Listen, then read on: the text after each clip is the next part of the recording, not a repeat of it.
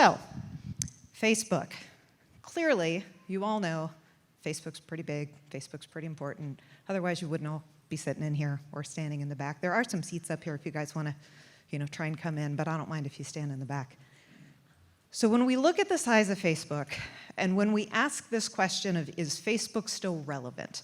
Should we still be there? Because everyone hears the news, everyone sees the stories, everyone hears their kids or their grandkids say, oh my gosh, why are you still there? There's no reason to still be there. So first, I kind of want to lay out the case for you of why you still need to be looking at Facebook, or if it's not still, just why you can say back to everyone else, yeah, I'm here, here's why I'm here. So clearly we know they're approaching 3 billion monthly active users around the world.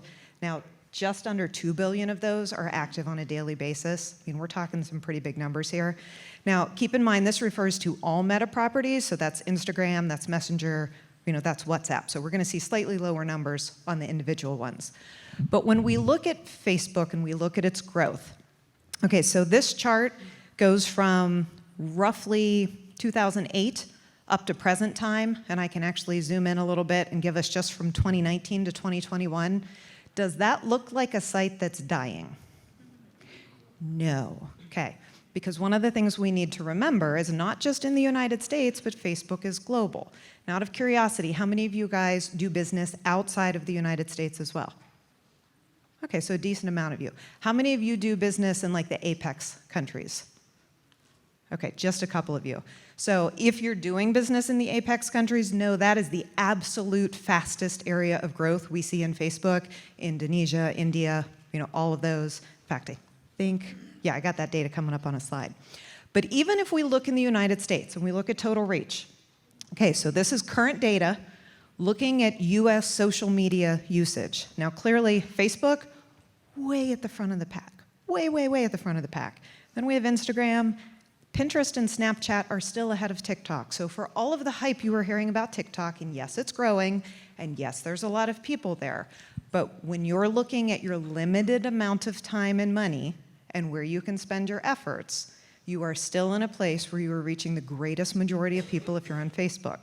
Now, the other thing to keep in mind, how many of your target audiences on the whole are over the age of 30? Pretty good chunk of you. Yes, that's what I figured. If your target audience is over the age of 30, you have a very different demographic you're looking at social media-wise than if you're targeting teens and those just in college. So for you, Facebook absolutely is still the complete and total safe bet.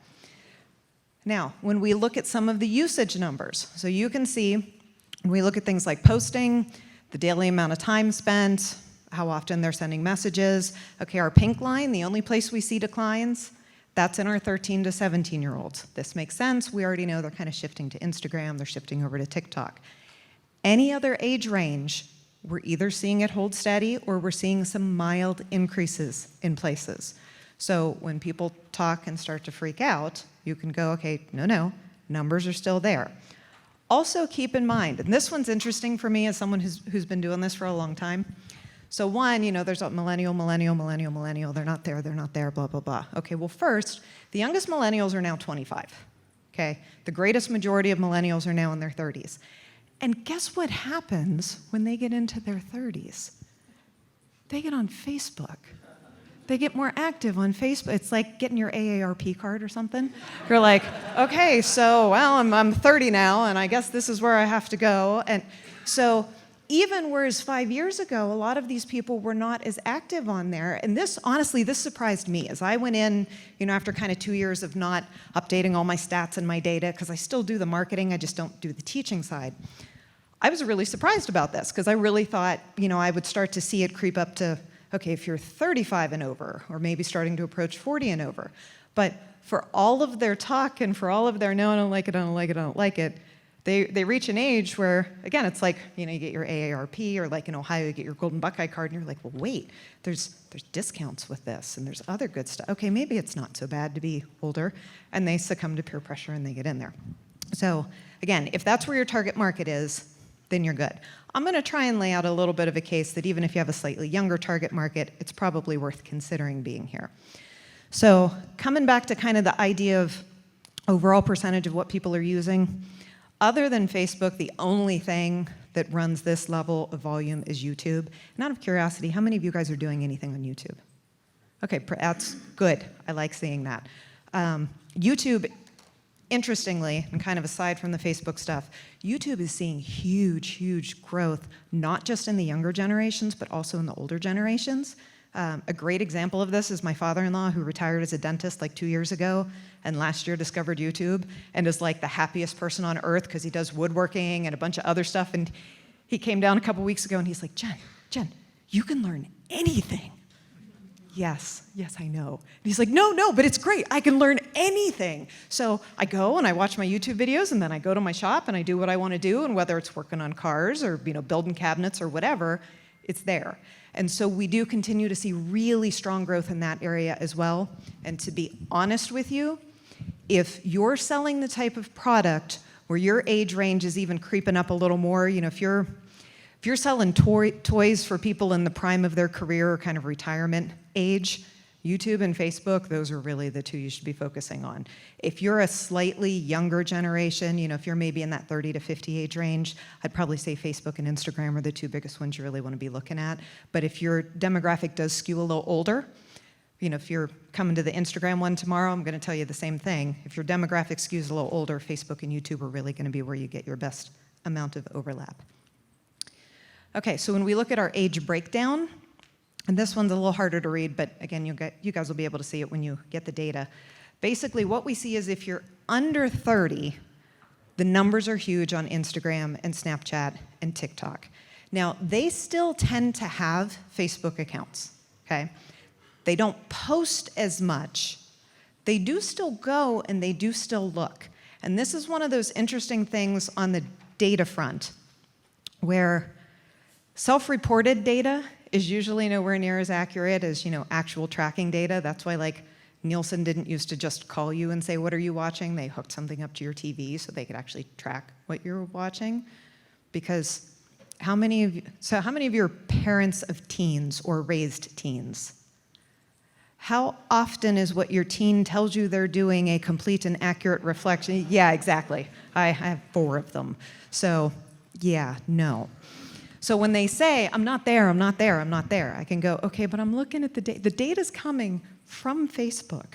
And Facebook knows how old you are, and Facebook knows what's happening. And they know you're logging in. Just because you're not posting your original content there because you're over there making duck face on Instagram does not mean that you're not actually there scrolling through sometimes. So again, you have to understand that some of the way people have used Facebook has changed, and I'm sure most of you can even see that as you look through your feeds, that we see a little less posting of here's what's going on in my life and a little more sharing of here's this article I read or here's this meme that I put up.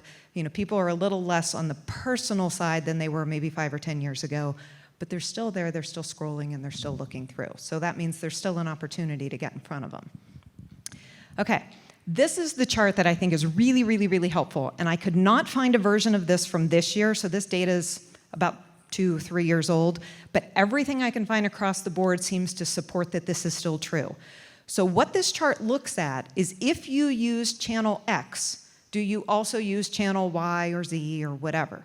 Because what I wanted to look at is if we have to pick one social media channel to put our effort, because how many of you that are sitting in this room both own or manage your business and are responsible for the marketing? Also what I thought. Okay. So clearly, you have all day to sit around and work on social media channels, right? I can tell you, as someone who now owns a retail business, in a restaurant, I just get to sit in the corner all the time and post on social media. I never have to go clean up what someone's spilled or wash dishes because we're really busy that day, or you don't have the time. So I really want to reassure you guys, and that's going to be a big portion of today, is not, here's the 27 million things you need to go home and do on Facebook. By the time we're done today, I hope I will have convinced many of you that you should probably actually be doing less on Facebook than you, right? That made, didn't see where it came from, but that made someone happy. Yes, seriously, hear me out, because for most of you, how many of you post like every day or every other day on Facebook? Okay, I'm going to tell all of you that you can do less work on Facebook. Okay, we'll get there, trust me. Okay, so this one's just kind of looking at the global front, because clearly not everyone only does business in the United States, and some of you probably have growth ideas that you might want to move past the United States to other places. Even on a global front, Facebook still clear cut. We got Facebook up at the top, then we go to YouTube, WhatsApp and Facebook Messenger, those are just messenger apps. Then we hit Instagram, we hit TikTok. I mean, TikTok's way down at 669 million users versus almost 3 billion. And again, when we talked about Apex, if we look at places like India, Indonesia, the Philippines, Vietnam, we see huge growth over there. So again, if you're looking at getting into that area for marketing, this is going to be a good one to consider. Okay, so something else that you want to make sure you're thinking about on the Facebook front, really for anything that you do with social media, is the mobile side of things. I would assume and hope at this stage of the game, does everyone have a mobile-friendly website? Everyone, right? Okay, awesome, good. Because when we're talking something like Facebook, 81% of Facebook users now access the site solely through a mobile device. When I was here 2 years ago giving this same talk, that number was 38%. Wow. Right?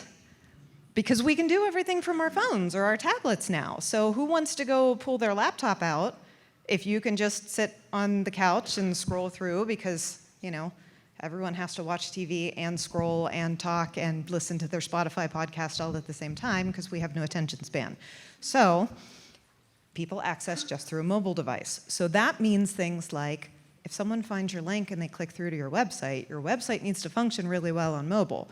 Your forms need to function really well on mobile. Everything needs to be easy to use on mobile.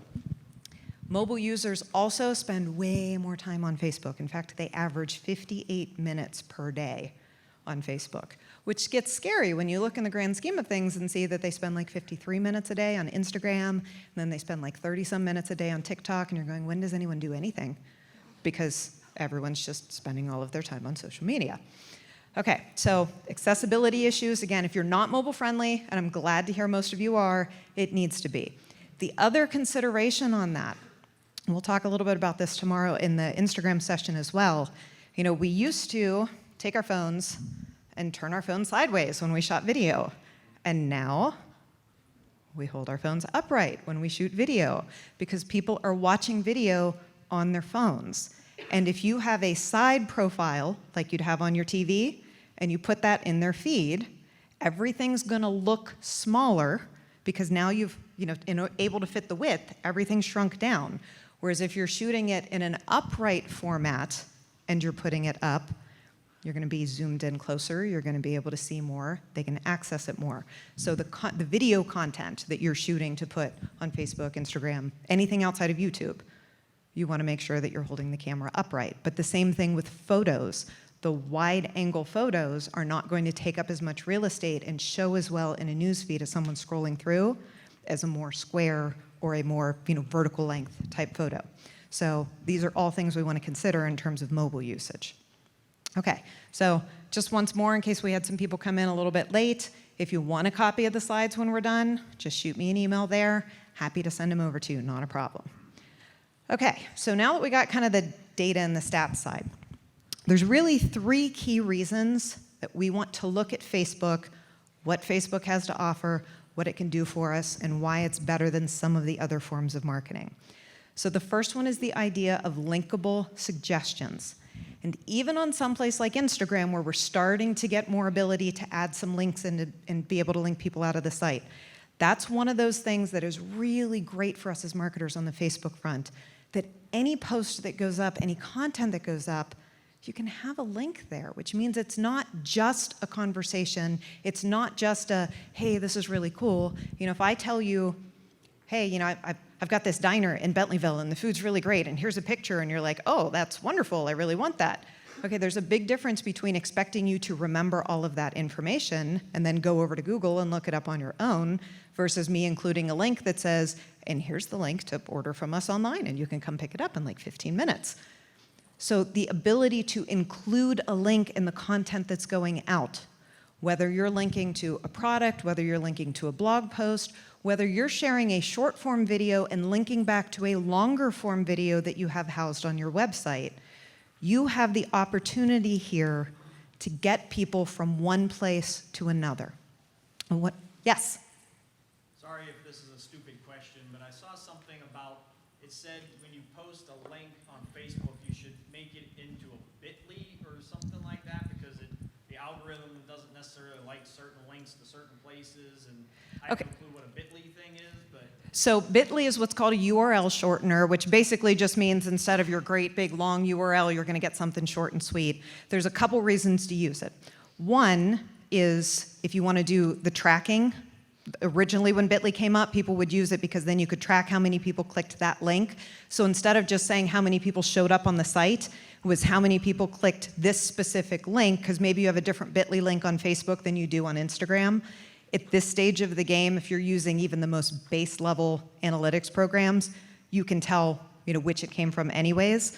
The only other time that Facebook would prefer a bit.ly link as opposed to the actual link to your website is if Facebook discredits the content on your website, which is probably highly unlikely to happen to any of you and tends to fall in line more with some of the various topics that have come up over the last 2 years that I will stay away from talking about.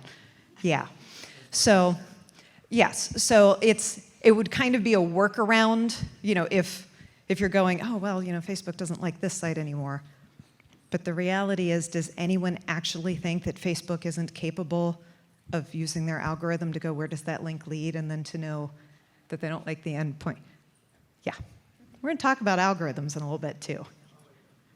Okay, we will get to algorithms. That's going to be kind of the primary purpose of this whole talk, is I want you guys to understand the algorithm. Okay, so the next one, and I actually changed this slide this morning because as I was going through and I was like, man, that trusted source slide used to really, really work. And now I feel like I have to add a caveat. It kind of says mostly trusted, because will people still go to Facebook for their news? In fact, about 36% of social media users say Facebook is one of the primary places they discover news, which is kind of cool for us as marketers, but is kind of awful for us as a society, right? Okay, glad we're all on the same page there. So there's a benefit here in that for the most part, well, it might not be, hey, I saw it on Facebook and therefore it's trustworthy. There is a sense of this person or this brand or this occasionally publishing company that I know and like and respect shared this content, and therefore there's an implied value behind it. We all know which one of our friends or distant uncles share content that you just roll your eyes and scroll past, as opposed to the ones where we go, oh, that person that I follow that's maybe in the industry or that I share similar taste with, if they share it, I'm probably going to really like it.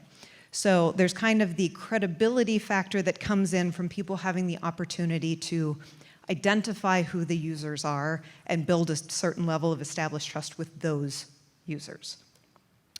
Okay, and then as we talked a little earlier on the mobile front of people spending like 58 minutes per day on Facebook, Facebook users not only log on daily, I couldn't find data for 2021, but in 2020, the average person logged on to Facebook like 14 times a day. 14 times a day. I mean, yeah. And the average person spends about 22 minutes per visit. Right? Okay, thank you. Eyes went really, really wide. It's a lot of time. They spend a lot of time there. And that means that even if you've logged in the morning, before you rolled out of bed and you scrolled through everything, there's a good chance they're going to log in again later in the day, which is a whole nother opportunity to get in front of them. And then guess what a bunch of people do when they go to bed at night before they turn off the light? They log into frickin' Facebook and Instagram again, and they scroll through everything. So that means you have a lot of opportunity to get in front of them, probably more so than literally any other place that you could be featured online. Facebook is the place you can show up that you have the highest likelihood of being able to get in front of someone just because of the sheer volume of time they're there. Yeah? Do you have data for like 17, 18, 19, like pre-COVID for Facebook? Because I feel like during COVID, a lot more people... Everything spiked, yes. I could not get a specific breakdown on that. I could find some things that said, okay, like Facebook video. Facebook video increased 4 times over from the start of the pandemic until the current times. And there were a lot of things where it did kind of skew the data for us because there were areas where we were starting to see a very gentle and slight decline. And then COVID happened, everyone got stuck at home, and again, you scroll through your Instagram feed and see everything. Well, okay, I guess we'll go to Facebook. So part of me wonders, okay, is that where the 30-something age range, why we don't see the same drop that we thought we might? But then what happens is during that pandemic time, that gave Facebook time to steal more features from TikTok and other places. So you've probably all seen Reels show up, in your feed, and stories got a lot more play. So there's this front where because they came back in, because they got used to using it again, I'm very curious to see by 2022, will we see the decline happen, or did it kind of get cemented because they got pushed back at an opportunity that Facebook was able to pull them back in?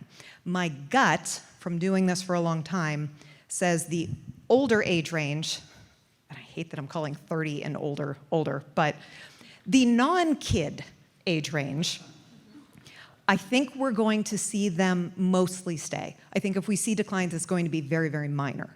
The younger ones, I don't think we're really going to get them to begin with. Now, the question will be, as Gen Y moves up, gets a different name and moves into, personally, I'm lobbying to call them the, the quarantines. Yeah, I think we should call them the quarantines. Yeah, I think that one's perfect. But as they age up, okay, are their usage patterns going to shift? Or because we're talking about, another 10 to 15 years, I think we are probably going to see some major changes. On the other hand, if you'd asked me 15 years ago if Facebook would have made the run as long as they've made it, I would have told you no, because we'd never seen a social media channel outside of YouTube hold attention for this long. So, all right.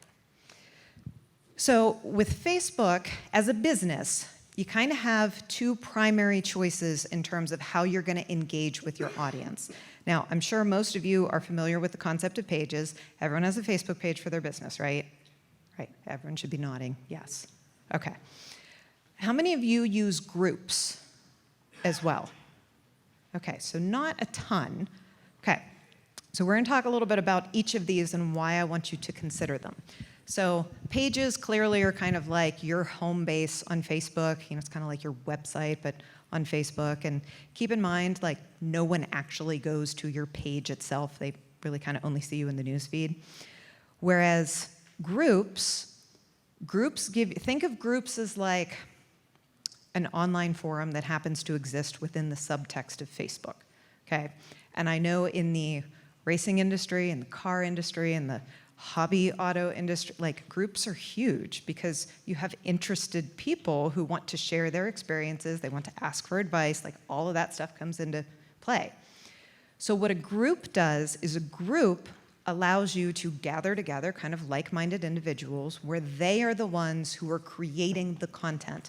They're asking questions, and you as a business might be there moderating, answering things, or you might just be kind of setting up a group and working with some influencers in your industry, or maybe some of your most loyal customers, to have them be part of the conversation that's there.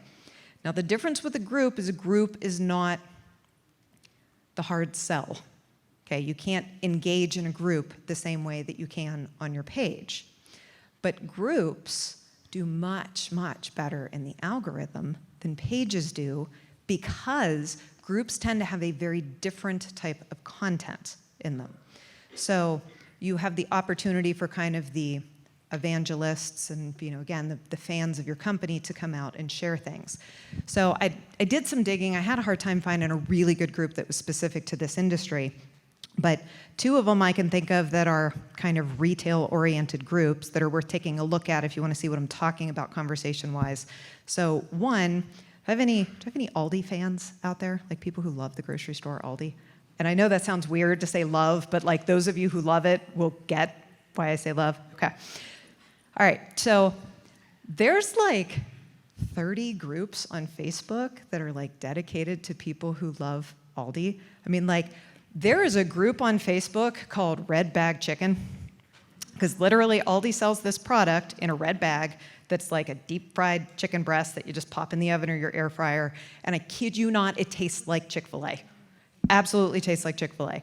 So, like, this monstrous group popped up of people who just talk about how much they love this chicken and all of the different things that they make with this chicken. Like, to the point that my local Aldi now actually has like a little sticker that's on the freezer section that says, the product's so popular, it has its own Facebook group. So Aldi itself didn't create it, but the culture and the environment did, and they ran with it, which is brilliant. And there's another one called the Aldi Nerd Community, where people literally like strategize. Okay, here's what product's gonna come out, here's how I'm gonna go get it. I make fun of them, but I got up at 6 in the morning to drive to Morgantown, West Virginia to get my Advent wine calendar because you can't buy those in Pennsylvania. So I make fun, but I too am a nerd. So when you have groups like that, those supersede the algorithm so well because it's conversation. It's not a marketing message, even though it's kind of sneakily a marketing message. So if there's something out there, like if you go searching for conversation on Facebook about your product, and maybe you find a group and someone's talking about you, or maybe there's a broader topic group and there's posts in there where people are talking about you, that doesn't mean that you should jump in and start being like, hey, we're the best, come buy our stuff.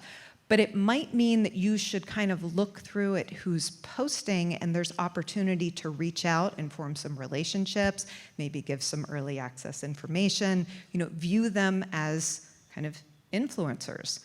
So the other one that's maybe a little more direct from a company that's good to look up, it's one of the essential oil companies, and it's not like doTERRA or Young Living. I think it's Plant Life. And they actually created a group that is staffed by like 6 certified aromatherapists, and no one's allowed to mention brand names at all. You're only talking about the oil, and people come and ask questions, and their team will answer, okay, yes, that's a safe application, or no, you shouldn't use it that way, or yes, here's what the data says, and it's a resource information place. And it's really well done because it's not specific push marketing. Again, you can't ever mention any brand, you can't put any direct links in. But because they're the source of information and they're getting that out there, it builds a lot of credibility for the company. So just a couple, ones you could potentially look up and kind of see what are they doing and what does that look like. So on the page front, clearly you need a page just because it's Facebook and you have to have a page. The biggest one is because in order to get any type of data, in order to run any type of ads, in order to do any type of targeting, you have to have a page on Facebook. So again, even if you're not worried about what your cover photo looks like, which you shouldn't be, it really doesn't matter, as long as there's that kind of base level information there, you're good. On the group front, it really comes down to, one, the opportunity to potentially circumvent the algorithm and get in front of people, but also the chance to kind of build community, to foster the community that might already exist around your brand, or to work on ways to be able to build that amount of community. Now, you can decide if you want that conversation to be led by people in your company, if you want to bring in influencers for it. It requires a lot less content creation than having an actual, content strategy. And if you're the type of company that's interested in doing things like Facebook Live videos, or even just doing any type of Facebook video content, a lot of times groups can be a great place to get the inspiration, to get the ideas, or even to find people that you might say, hey, would you come and do a video with us? Let's interview you. Let's talk about that post you put up. Let's answer some questions. Let's have some dialogue back and forth. So they're really good kind of on the research front. Okay, so let's talk newsfeed and algorithms. So I mentioned a little bit before, nobody comes to your Facebook page. Literally 98% of all engagement and interaction on Facebook happens in the newsfeed.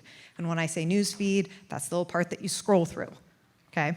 And that, even down to finding your brand and following your brand, a lot of times someone is clicking the like button in the newsfeed because someone else maybe shared content from your website, or they saw an ad or whatever, and they never bother to come to your page.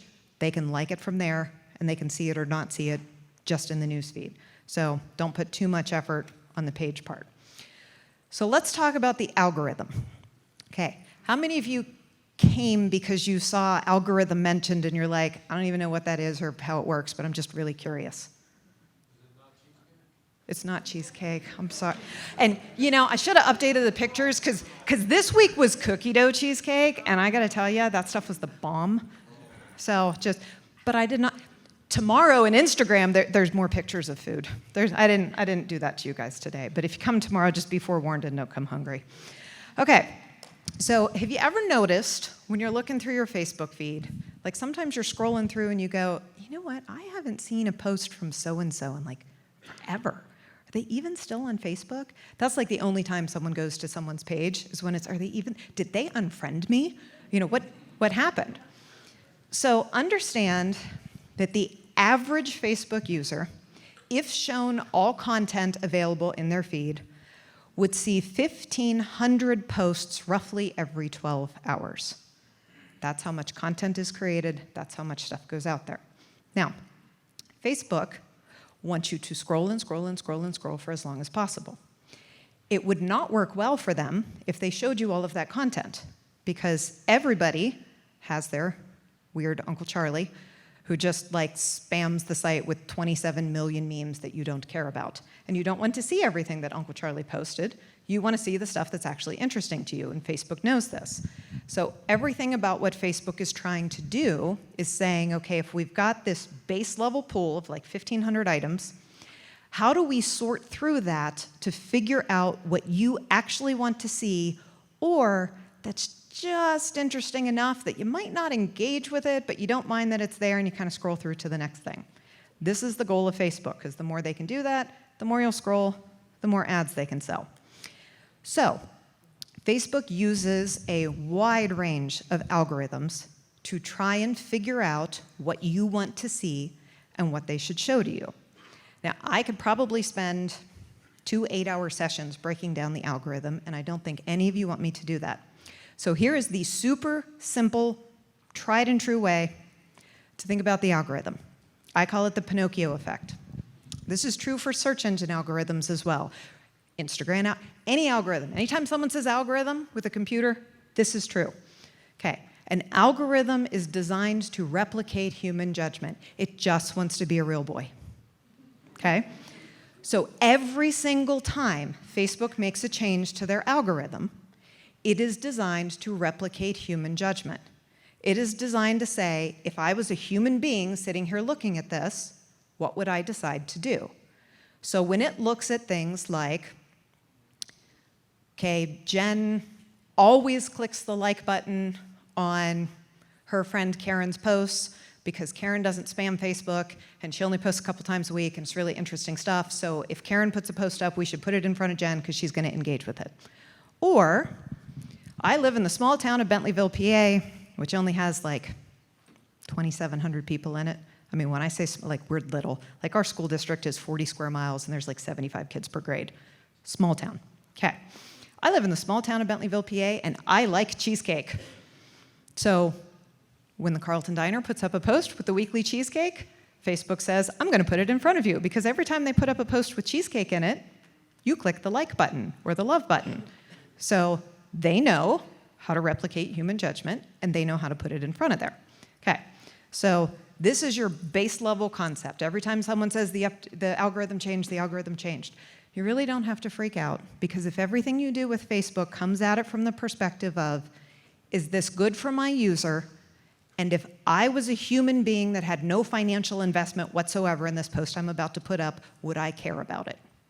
And if the answer to that is yes, you're probably going to do really well with the algorithm. If the answer to that is no, but my boss said I had to post 4 times a week, you're probably not going to do well with the algorithm. Okay? So don't freak out when people talk about the algorithm, because I cannot tell you how many business owners I have talked to whose heads spin because they're always trying to keep up on the latest updates, and I keep telling them, just chill.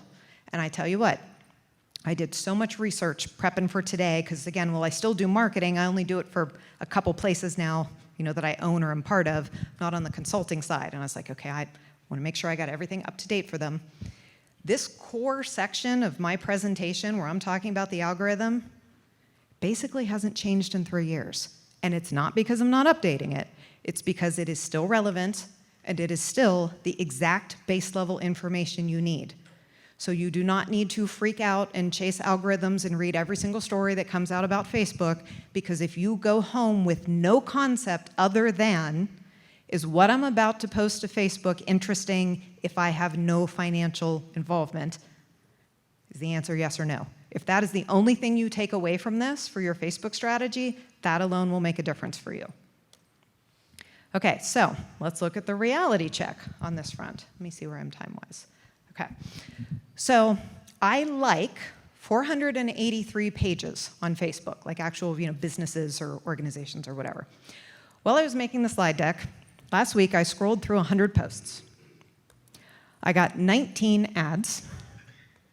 I got 6 pages, all of which were hyper-local pages. We're talking my diner, which clearly I'm going to see that, the local library, the ice cream shop in my town, and like 3 others that were like, again, hyper-local. I think 1 or 2 of them were news. I saw 13 group posts. The Aldi Nerds were in full force. One of my travel groups, full force, lots of stuff from them. 2 page posts shared by friends, meaning a page had actually posted some kind of business information or article, and someone I regularly interact with had shared it. Not a single post from a page that wasn't hyperlocal, even though I followed them. I went in and logged in on my husband's account and went through and did the same thing. Numbers match up. Talked to a bunch of people in the industry. Is this kind of what you're seeing? Yep. Now, here's where the good news is.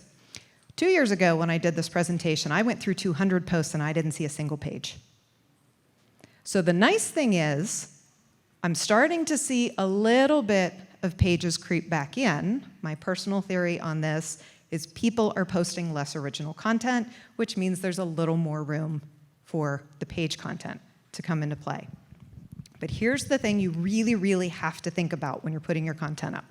Okay, so if we take this back to the personal side, okay, the average person on Facebook has like 478 or 487 friends.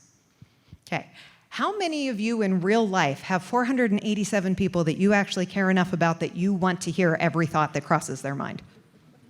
How many of you have 100 people you feel that way about? 50? 50? Okay.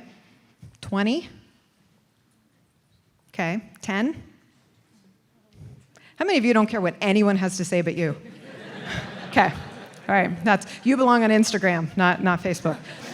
Okay. So the point is, we come to events like this, and we walk the show floor, and we go, oh, their content was really interesting, and we follow them on Facebook. And then like 2 weeks later, 2 weeks have passed and we haven't clicked the like button, we haven't commented, their stuff has scrolled past our feed, we're not interacting with it. And did you know that if someone goes roughly 2 to 3 weeks worth of active posting without any engagement with you, you're gone from their newsfeed? Gone. Poof. It's like you don't exist at all. Now, how many of you thinking, okay, we go back, I like 483 pages. Now, in all reality, how many businesses, I was asking friends before, how many of you have 483 businesses that you want every single update from? Do any of you have more than maybe 15 or 20?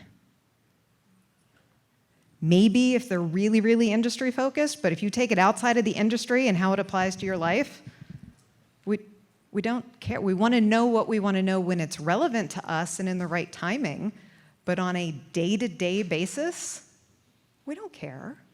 We don't. That's just reality. That's not an offense to anyone's company. That doesn't mean your company is not of value. That doesn't mean you're not creating good content.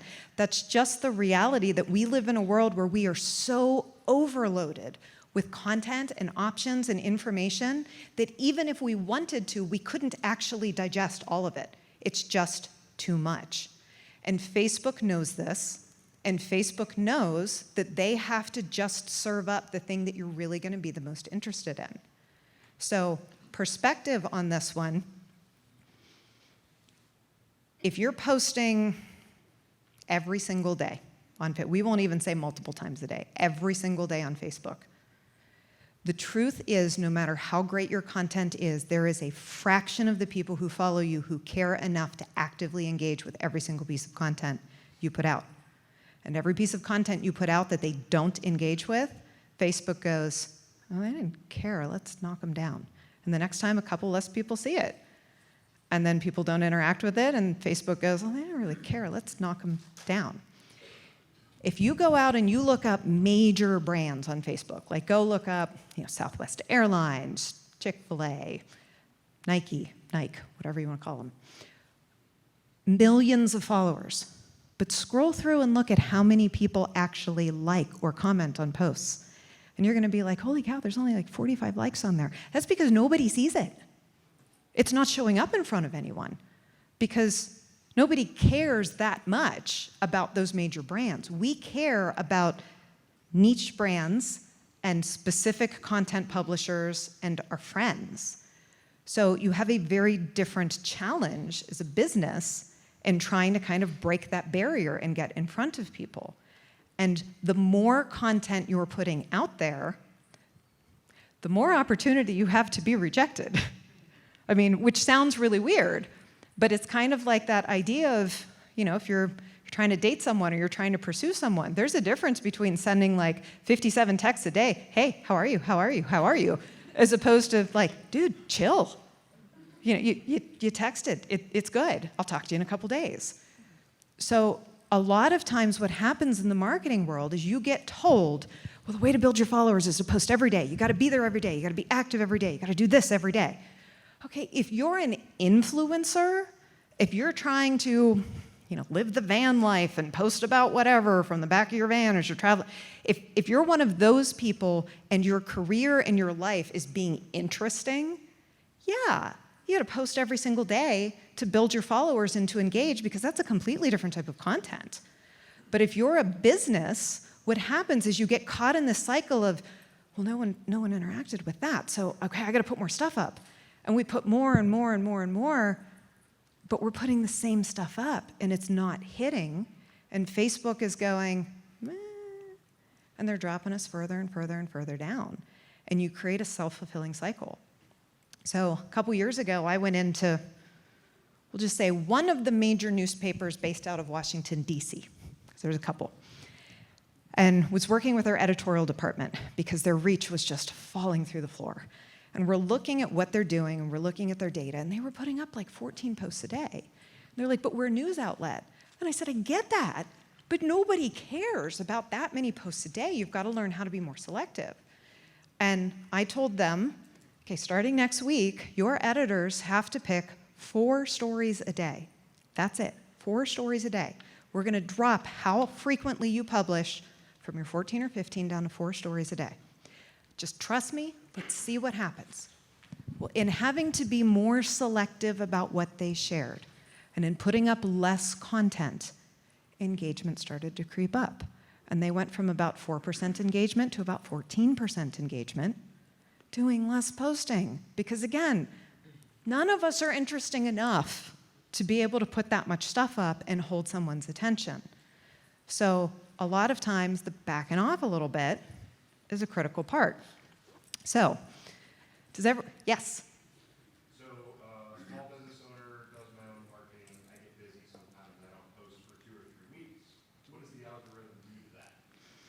Well, depending on how people tend to interact when you do post, that can work for you or it can work against you. I'm actually going to have an example a little bit later on where I'll hit that because my nonprofit that I have, I post roughly every 5 to 6 weeks, like one post every 5 to 6 weeks.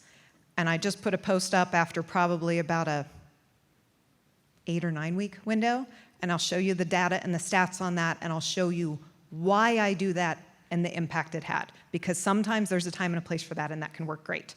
In the back? I'm glad you said you're going to show that data because we're a nonprofit in the motorsports world. Okay, yeah, and nonprofits are a whole other ballgame. You do have a little more room because people tend to be passionate, just like, with my diner, you got a little more space. But like to give you perspective on that, with my diner, we post once a week. That's it, once a week, every Tuesday, We put up our specials for the whole week. I don't post my specials daily because I know what will happen in the algorithm, but that one post a week is just enough that people are trained, they know when it's going to show up, they know how to look for it, they engage with it, and our reach holds really steady there. Okay? Had a question up here? Yeah, is there a way that Facebook, with your account, is there a way you can actually see what your account's doing that way? Yes, absolutely. If you have a Facebook page set up, there's a section called Insights that you can go into, and I'll have a screenshot of that in a couple minutes too, that you can go in and you can actually see how many people are interacting with each of your posts. You'll be able to get that data for your page and your info, yes, of how many people are viewing it. Did I have one more question in the middle over here? Oh, right here. Our business is dependent on sales of sandwich. Okay. And we do contests where the fans actually share, and then there's random winners selected from the shares. What does that do for us in our algorithm? We're getting a lot of shares. Well, the share part is really good. The share to win aspect is a little more problematic because Facebook's terms of service specifically say that you cannot run those types of things. And I have seen Facebook shut down pages for doing it. It's kind of like speeding. You're probably going to be fine. But the day you're the person who gets nailed, it really sucks. So you kind of have to decide for yourself if it's worth it or not. There are some third-party tools that work with Facebook that are approved by Facebook, and off the top of my head, I don't have the names of what currently works, but there were several third-party tools that were approved by Facebook for running those types of contests through the service that you can utilize, and those were considered okay. So that might be one to, to look at. And if you email me at the address that I had, I'll even do some lookup and see what I can find.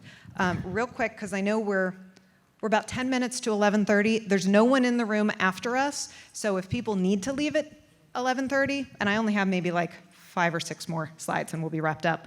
But we will probably go long, so if someone needs to leave, again, you can message me to get the slides, that's no problem. If you want to stay, I literally have nothing to do today because no one came with me, so I'm happy to stay and answer questions today. We had a question in the back.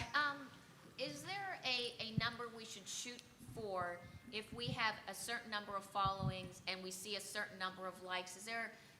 Can you give me an idea of what I need to hit? Yes, and I'm going to show you how to calculate it. Okay, so let me jump back to these, and like 2 or 3 slides from now, I'm going to hit that. So let's jump back to this, and then we'll do another round of questions in a bit.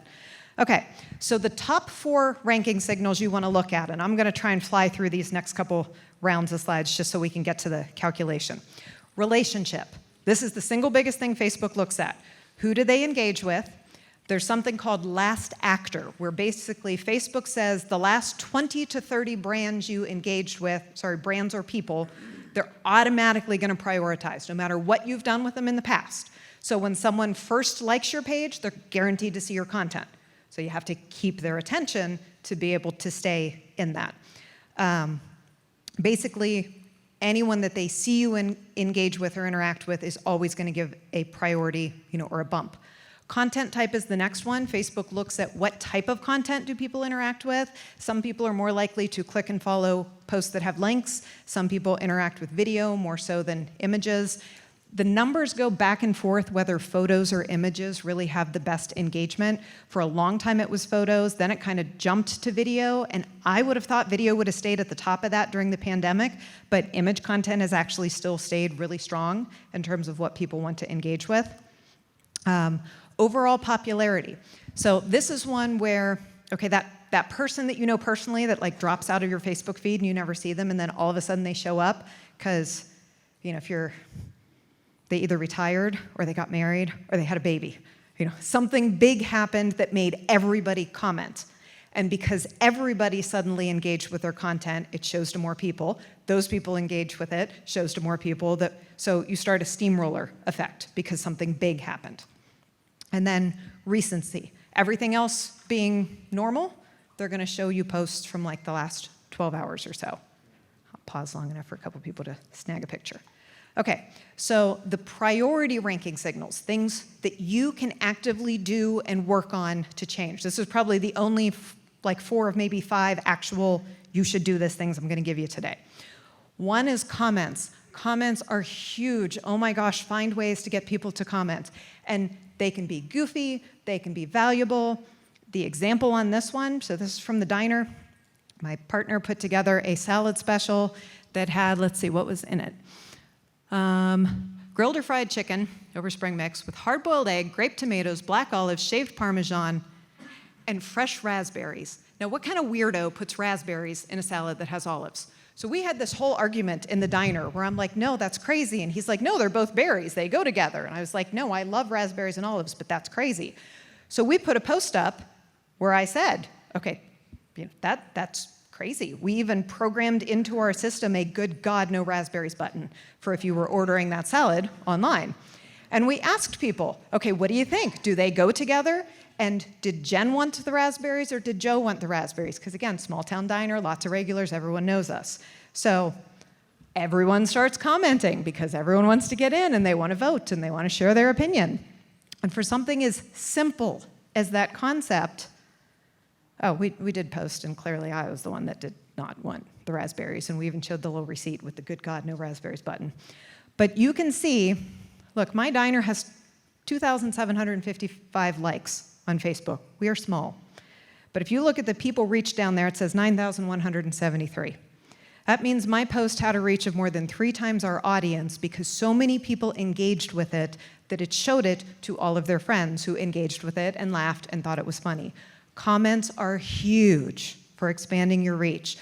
Finding ways to get comments without specifically asking for comments, because Facebook knows when you do that. Okay, there's an algorithm. It can understand words like and tag and share for blah, blah, blah. It knows that, and it goes, nope, nope, nope, we don't want that, and it can downgrade you. But if you can put the stuff out there that naturally makes people want to engage, then Facebook's like, okay, cool, that's what we're looking for. Okay, so the next one is reactions. So everyone remembers when we went from having the like button to also having, like the little heart and, the frowny face and the angry face. So if you get loves or like the cares or like the haha, those count as more than just getting a like. In fact, up until like the last couple months, if someone clicked the angry button, that counted even more than any of the other buttons, which should tell you something about why we've seen the content on Facebook that we have seen for the last 2 years. And Facebook finally went, this might not be good for society, and maybe we should not keep ranking it that high, and they backed off of that. So now the angry button actually won't boost you, but for a long time it did, which makes lots of things make sense. So you want people to take the time to click that love button or, to laugh and hit the ha-ha button.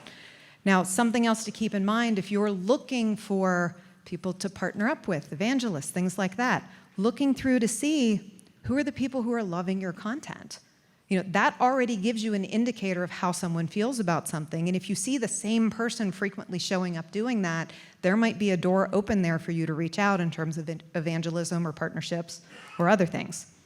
Okay, replies to comments. This one is so super simple because people come and comment on your page, and something as simple as you replying to them when they say something. That creates what's called a threaded comment. So basically, when it looks like conversations are starting to happen on your posts, Facebook eats that up, okay? And they boost you in the algorithm, and they show you to more people. And if you as the brand go in and reply back to people, that still counts as a threaded conversation. So having someone internally who is watching for those posts and when appropriate is putting some type of response in place to either keep the conversation going or just to have given it that slight boost makes a difference. Okay. Oops, I went backwards. We don't want to do that. Let's go forwards. Okay. Direct sharing is another one. So direct sharing means not just that someone has shared it to their wall, which, okay, that's fine, and that does give you a slight boost. But what Facebook is looking for is someone sending your post to someone else via Messenger. Because when they're doing that, think back to what I told you about an algorithm. It takes almost no effort, and it doesn't potentially damage your credibility or annoy someone to share something to your wall, right? So it's like a boost, it's a good indicator, but there is a very different level of intent when you forward something specifically to 1 or 2 or 3 people. There's more seriousness behind it. There's more intent behind it. So using the Pinocchio effect concept, that means there's more value behind that action, right? Facebook puts more value behind that action. So if you've got someone specifically sharing something through Messenger, that's going to make a difference. Okay, the engagement that happens on shares. Now this is where, for like my nonprofit in the back, this is one of those ones where you got lots of potential. If anyone does any, do I have any publishers? Just out of curiosity. Okay, no publishers this time.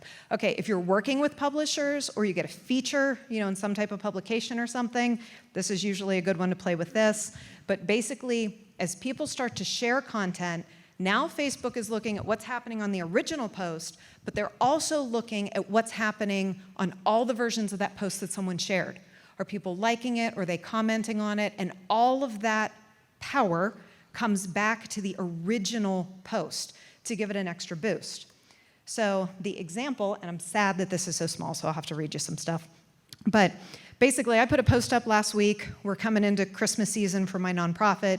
We'll be doing Christmas for, I think, 107 kids this year and groceries for like 35 kids in our district.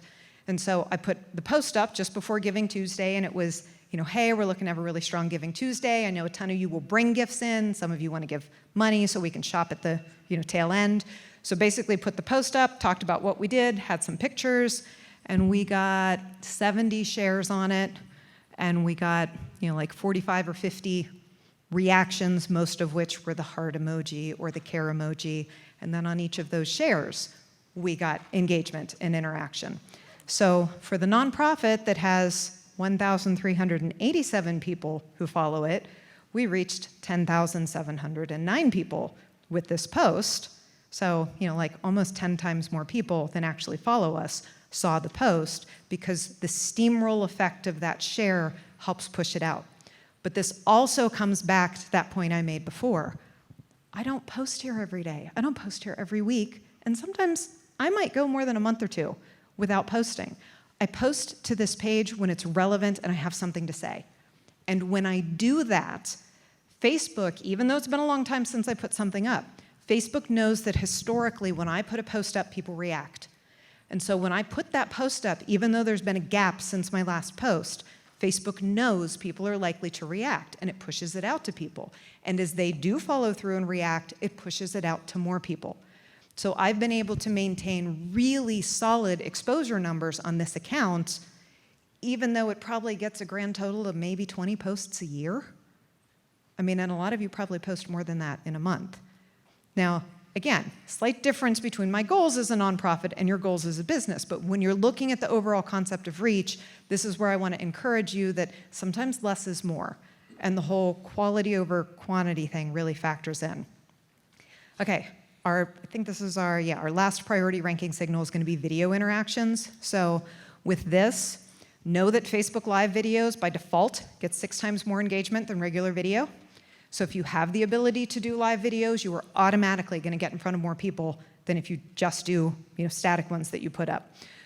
Daily watch time on Facebook Live increased 4 times over in 2020, mostly due to the pandemic. But a couple things to keep in mind. 82% of Facebook users watch video with the sound off. I am one of them. Please caption your videos. Pretty please caption your videos, because a lot of times people are watching in an environment where they cannot have the sound on. Facebook, Instagram, most of the places now have auto caption features where it will generate the captions for you and you just have to go back in and edit them. It's not a ton of extra work to do this. So please, because videos with caption see as much as a 367% increase in engagement. Yeah, that's massive for something that, especially now when there's auto captions, doesn't take quite as much of your time. Okay, so trying to roll through this a little quicker.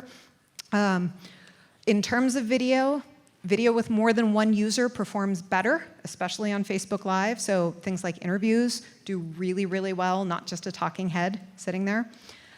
You want to hold their attention for at least 1 minute, and the ideal video length is going to be 3 to 5 minutes.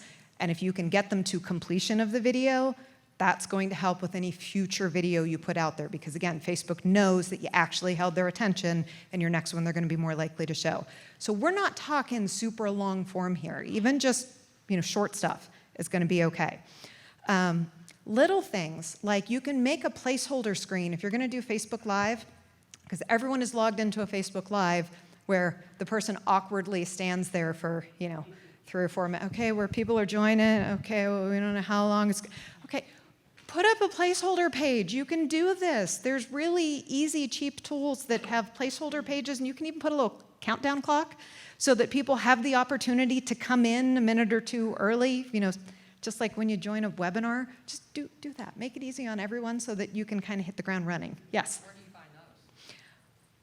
Shoot me an email and ask me, because I don't run I Facebook. got here late, so I'll get Okay, yeah, I'll have my email at the end. I know this because I had to make the graphic screen, but my husband does the Facebook Live posting, so the technology of where you put it in, that's a him question, but I will ask him and send you the information. Okay, and then make sure you're engaging with your viewers. Let people ask questions. Have a second person that can be reading what people are commenting and replying to it or calling something out for you.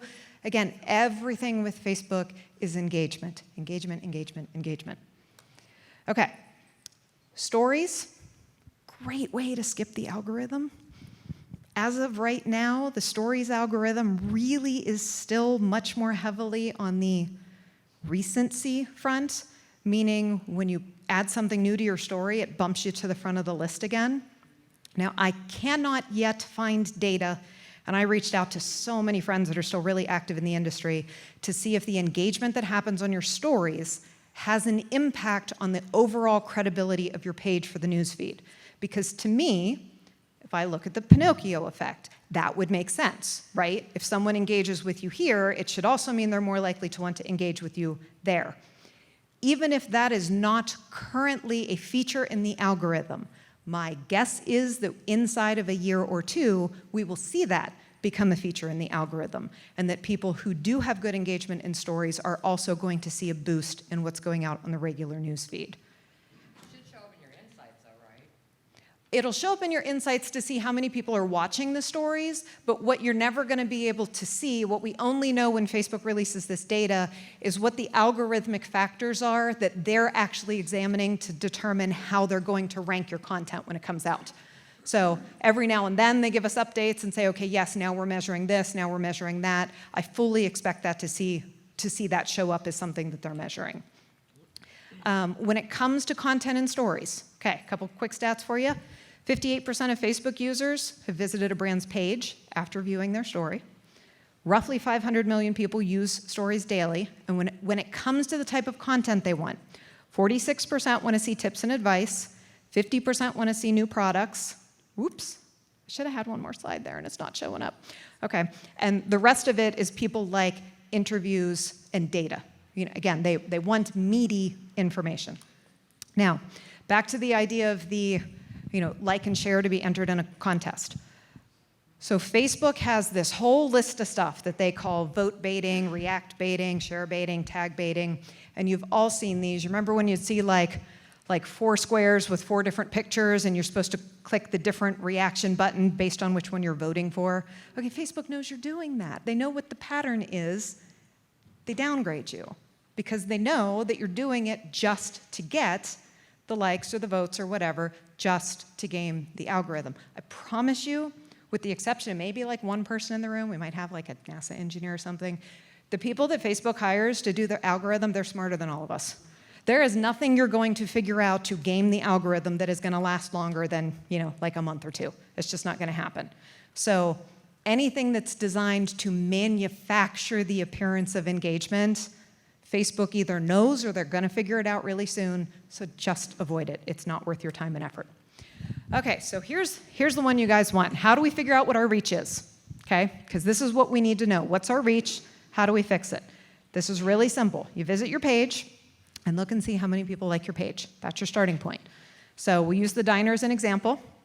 2,755 likes. Then you're going to go into insights. Insights is where you can see your most recent posts and what the reach is on those posts. So go through the last 6 to 10 posts and get an average number. What's the average of how many people see one of your posts? So my average post gets in front of 1,167 people. Okay, I do the math. It's simple division. My posts, on average, reach 42% of my followers. Now, That number is crazy high. I like to think it's because my cheesecake is just that good, but the reality is much more likely that we are such a small business with such a loyal following. And I mean, understand me when I say small town, like we could be a TV show. Small town diner where, you know, the same dude comes in for breakfast, leaves for like 2 hours, comes back for lunch, leaves, comes back for dinner. No joke, I have like dozens of people that I swear if we closed down would just starve to death. So in that manner, when you have that measure of loyalty, it is much easier to keep this level of engagement. But make no joke, part of it is also, I understand how the algorithm works. There's never a post that's going up without a really good, strong visual. There's always going to be something with good information. I'm regularly going to throw in something like the stupid raspberry versus black olive debate to get them talking. I know how to keep them engaged. So on the whole, let's see. If you have less than 5,000 likes, so if you're a small business, if you're in the 10 to 15% range for reach, you are doing fabulous. I mean, like, seriously, legit, you are doing fabulous and you should be super proud of yourself. So if you go and you calculate this and you're like, oh my gosh, I'm like at 3%. Okay, don't freak out. The universal average for Facebook is currently 0.98%. And if you have more than 50,000 followers, it's like 0.098%. And do I have anyone that's in like the 200,000 followers or more section? Okay, I'm sorry for you. Because when you hit that level, it's like 0.0002%. Because again, it's just the reality of the more people you have to keep happy, the harder it is to keep everyone happy. Now, on the other hand, usually when you have that many followers, you also have some ad budget and you have the ability to, you know, still get in front of people. So when you're doing your numbers, this is kind of the range that you're looking for. Okay, so once you've gone and you've calculated that, and you're thinking through everything Jen told you today about kind of the Pinocchio effect and being interesting and, you know, not throwing tons of stuff at people, what do we do? So the first thing is ask yourself where you are currently. If your numbers are through the floor, with the exception of you guys, it's okay if your numbers are through the floor. You're fine. But everyone else, if you're like, I'm reaching like 1% of my followers, okay, that means we need to fix the problem. If your numbers are good, you know, if you're like 9%, 10%, pat yourself on the back, go get a drink, and then just go about your day and keep doing what you're doing, because that means you're in really great shape. If you have the reach problem, the first thing I suggest you do is literally cut your posting in half. Unless you're posting multiple times a day, and then, cut it way more than that, like down to 3 or 4 posts a week. Because seriously, if you back up, you have to be more selective in what you put out. And if you're more selective in what you put out, it's easier to put out the type of content people want to engage with. And then you can track and you can watch, and as your reach starts to go back up because people are interacting with you, you can start to test. Can we add more posts back in? You know, what's going to happen? So like the big newspaper that we took down to 4 posts a day, after a while, we creeped it back up, and we found they could maintain 6 to 7 posts a day and have really good numbers. But if they went over that, it was just too much. So this is where you have the opportunity to do less work, which everyone will be happy about, and look at the numbers and go, okay, do we stay with a little less work, or do we have the room to creep back up a little bit? And seriously, if you're only posting once a week, if that's really, really good content, that's okay. And if someone tells you otherwise, you can tell them, but I talked to Jen, and Jen told me it was okay, and she seems trustworthy. So give it a try and see what happens. Now, the other thing you can do is go into Insights and see if you have any outliers. Do you have a specific post that did really, really well, that got a lot of comments? If so, what about that post made a difference? So like for me, I have learned if we can pit, Joe is my business partner, he runs the kitchen, I run bakery and catering and marketing. If we can pit Joe and I against each other in some kind of funny thing, they eat it up and they love it. I can't overplay that, but once every month or 2, I can throw that in the mix to give us a nice big jump again. With my nonprofit, if I can make people cry, they give me money and they like things. So in general, I just tell them heartwarming stories about how they change people's lives. They cry and they're like, here, just take all the money. And they click like and they share it. Okay, so I know that works. So I'm going to put most of my content up around that topic. Okay? So here's the one thing you can do that involves money to boost your reach again. And I love this because Facebook is like the only place that I've confirmed that this really works. I suspect it works on Instagram, but I'm not able to prove it yet. On Facebook, you know how you can boost a post? Like you can throw some money on it and boost it to get in front of more people. Okay, traditionally, like in the search engine marketing world, if you're paying for advertising and people interact with your advertising, it does absolutely nothing for your organic reach. But on Facebook, if you boost a post and people engage with it, that engagement still counts in terms of your overall engagement on Facebook.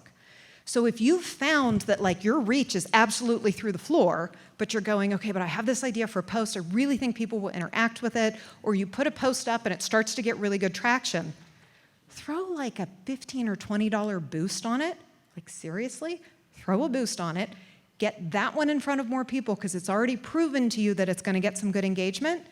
Let it pick up even more engagement from those people, and then watch what happens to your next post because your next post is going to have much higher reach.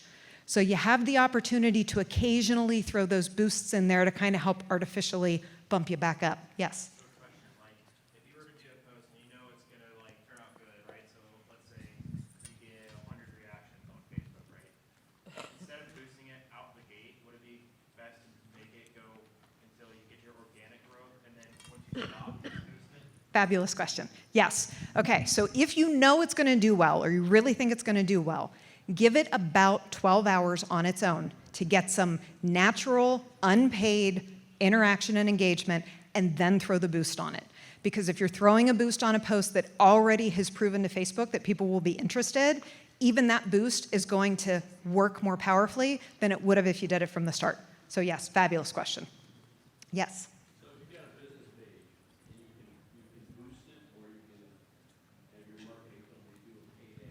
So paid ads have their time and their place and their purpose, but the general rule of thumb is if you are selling product, like if you're pushing an actual monetary transaction, that post should go out through Facebook advertising. And Facebook is really clear on this. They look for the wording and all of the things that would, imply that that's what the post is about, and they will downgrade them in the newsfeed. But if you put it out as advertising, it's good. If you're sharing content or information or anything that is a soft sell, you want to put that out through the news feed and utilize the boost to get the additional engagement. Does that make sense? Okay. Yes? Can you talk a little bit about hashtags? Okay. Hashtags on Facebook, basically worthless. On Instagram, absolutely. Twitter, absolutely. They exist on Facebook, but it's not how people search. It's not how people interact with the page. And you could say algorithmically that Facebook could look at what the hashtag is for like a semantic context of what the post is about, but the reality is that the semantic algorithm, and if you're not familiar with that, that basically means they know that auto and car are the same thing. They can tie together the natural language. So the semantic algorithm is good enough on Facebook that it wants your content to show up in the actual content of the post or the comments and the conversation that follow it. So there are some people who will disagree with me on that, I'm sure, but I have never found any data, nor have any of my testing or experiments ever shown that hashtags make any difference whatsoever on Facebook, so I don't bother. Okay, yes? Is there any way to verify the reach of boost? Like, for instance, you put a boost on it and Facebook says, oh, we showed it to 100,000 people. And your interactions don't scale at the same rate which you would naturally like. You make a post and it gets 1,000. Right. You do a boost and it gets 10,000. Typically speaking, you would think those would scale together. Yes. If one of them is completely not correct, you have no way of looking at the analytics behind the scene of they actually served this ad to 10,000 people, correct? You are correct. So we just take Facebook at their word that You are correct. Do you not trust our great overlords? we spend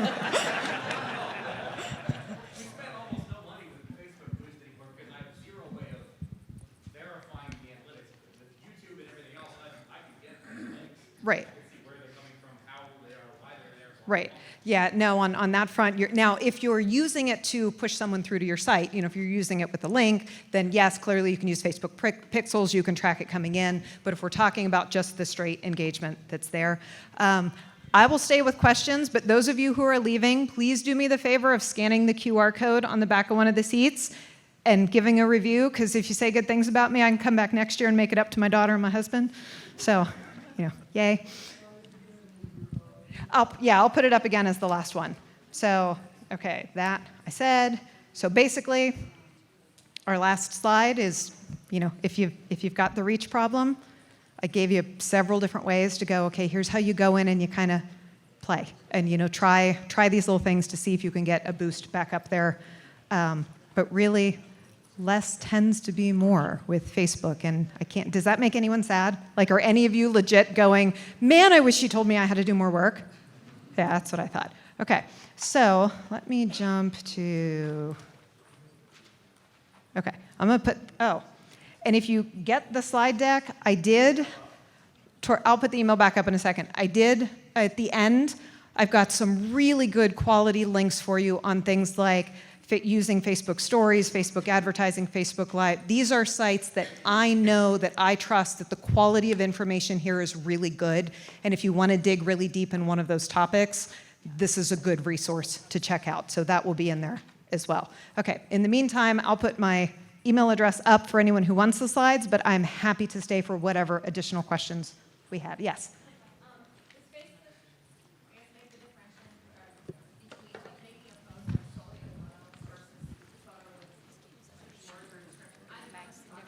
Okay. So I found, like, if I put a caption, if I do a question, it doesn't really change the amount of things I have. So the front, what she's asking is there a difference between just putting up a photo or having a photo with text? Because she's not seeing a change in engagement. So the place where you would potentially see a change in engagement wouldn't necessarily be because you have text there, unless your text has a question or a call that, unless the text itself gets the reaction. But what you are doing is you're giving Facebook some semantic information about that picture, because while Facebook has great image technology to go, okay, that's a picture of a fox in the forest, or that's a waterfall, or that's a race car. They know that, but giving them the additional context can help them go, okay, people who are interested in this may want to see the photo. So I would still make sure that I was putting it in there. Over here?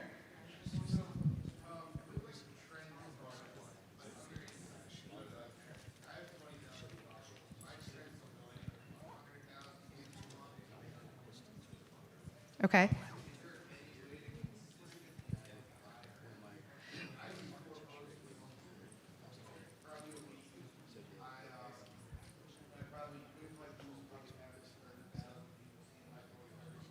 Okay.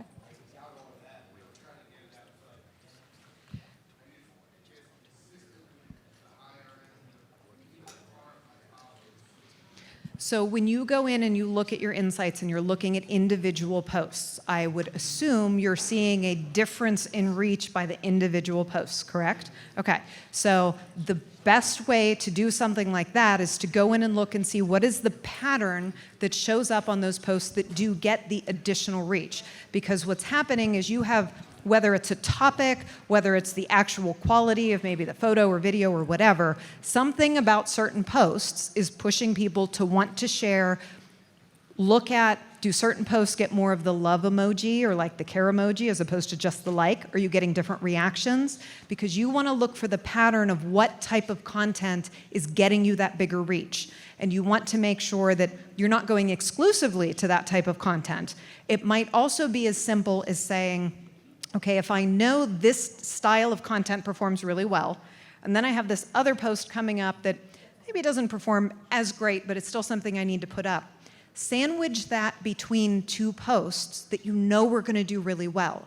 Because the Facebook algorithm is kind of like a wave. So you're getting a spike when you get a really good one, and then if your next post doesn't do so well, the wave comes down.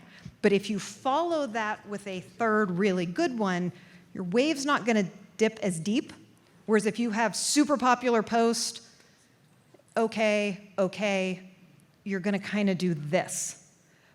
So if you can either utilize boosting to kind of, keep your low from dipping quite so high, is this making sense to people? There's kind of a strategy in the order of what you're putting out and how you're putting it out there to make sure that you're not having multiple poorly performing posts in a row, because that's what starts you on that downward trend. We want to make sure that we're always getting a lift afterwards. Does that help? Okay. Any in the back? I have a personal Facebook page and I also have a team page. The team page is not as old as the personal. I've got double the amount of followers on my personal page than my team page. I also have just a team page on Instagram. Usually I post pretty important things, race results, things like that. Is it okay to post on each page the exact same post? Fabulous question. Okay. So the answer to this question is slightly different than it would have been just a couple years ago. Because a couple years ago, we saw this trend in Facebook where Facebook wanted all of their content to be fully original. And even if you were using something like a HubSpot or a Sprout Social or like one of the social media management tools to publish your content to Facebook, they would actually put a slight downgrade on the content because it wasn't original and fresh and specifically to Facebook. Like if you put a video up on your YouTube channel and you share the YouTube video to Facebook, as opposed to directly uploading the video to Facebook, I mean, it's like a 200% difference in what the reach is because they want it original. Now, the difference here, who owns Instagram? Facebook. So while Facebook does still kind of verbally tell you they want it to be this, different in both places, and while I encourage people to have kind of a tweak, so like what I put out on Facebook is usually a little wordier and has a little more content than what I'm going to put on Instagram, and I'm probably going to throw a couple extra pictures into my carousel on Instagram than I will on Facebook, but for the most part, it's the same base level content. But from my perspective and what I see, I don't see any evidence of Facebook really downgrading what's duplicated between the two platforms they own. She's talking about two different pages on Facebook, right? Yeah, I have a personal page and I also. Okay, I'm sorry. I thought you were asking Instagram and I the. share it at all three Okay, sites. so what you want to do for that is you want to publish it to the team page, because that's the one you want to put more focus on the team page. And then as your personal page, share that post to your personal account. Okay. So then it's duplicate content, but you're also sending the signals of, hey, this is shared content. And as people interact with it on your account, that engagement is still going to go back to the original post from your team page to give a boost and give credibility there. But doesn't Facebook know that you manage this page? Yeah? And now you're sharing it, so they still give you the bump? Yep.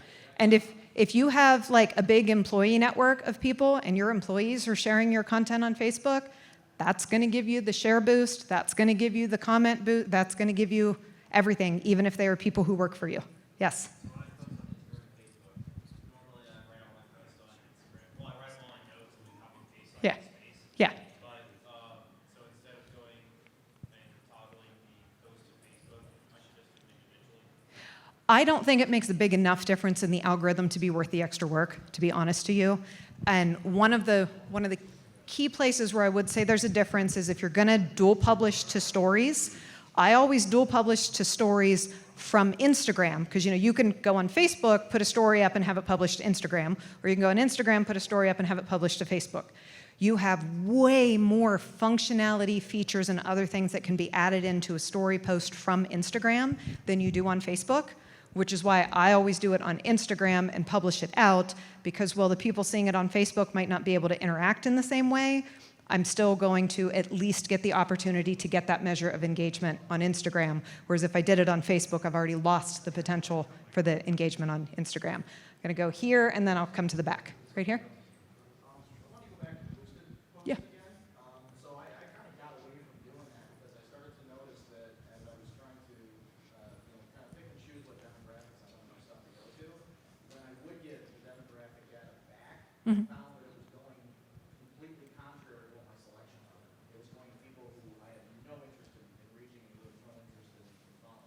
The overall, or that's what your ad data, like your boosted ad data was showing? Like, yeah, when the promotion would end, it would say, here's who we sent it to. Okay. An email, and it was nothing any close to what I had asked. And so I stopped doing the promotions because I said, it's going to the wrong people. Right. Is there something I'm doing that's causing that, or is that a glitch in the system? I don't have an answer to that because I've never seen that happen.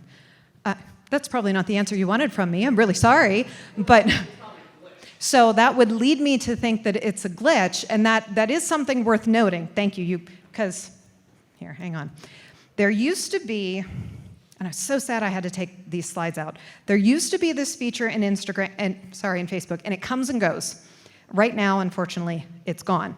But there used to be this feature that you could turn on in your page settings that was called audience optimization. Okay? And what audience optimization would let you do is when you were putting up a post in the news feed, there was, let me see if I can put this slide up. Hang on. Okay, so when you were publishing something to your news feed, you had this little option at the bottom, you know, where you'd pick like public or private or whatever, where it said newsfeed targeting. And you actually used to be able to target your organic posts to, right?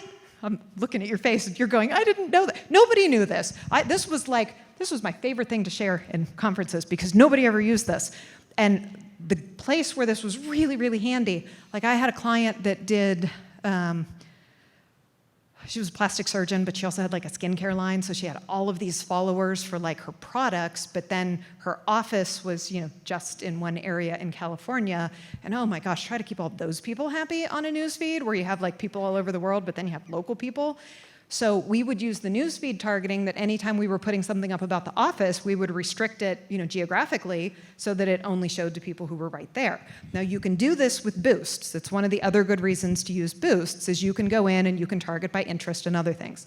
But Facebook still has in the back end, it still has the thing where you can turn on audience optimization because it's not on by default. You have to enable it, but all of the little, it looked like a little, like a crosshairs, like a target, is what it looked like at the bottom of your posts, and then it moved into like Facebook publisher, like creator, you could only do it from there, but it is currently gone across the board for every page I manage. I am hopeful that it will come back because it tends to do that. Sometimes it just vanishes for a couple months and then out of the blue it shows up again. It is something worth, like, put something in your calendar and like 6 months from now, remind yourself, go look and see if audience optimization came back. Because it's one of the other things that can be super helpful for targeting an organic post to help increase the boost. It was like the single best tool available to publishers, and sadly it's gone. So that's why I pulled the slides out of the presentation. But it does build off kind of what you were saying, is if you can get in and you can creatively target specific posts. So I want to tell you that you need to talk to Facebook to see about it, but we all know the reality is unless you're dropping like millions of dollars, they don't answer anything. They don't answer any questions. There's no help. They do like nothing. So the best I can think to tell you is if you have an additional account somewhere, or if you manage multiple brands, or you have another friend in the industry and you can convince them to do a test for you and see if it's happening for them, because I'm not seeing that happening with any of the brands I manage, then that might help to see if there's a glitch or not, because it shouldn't do that.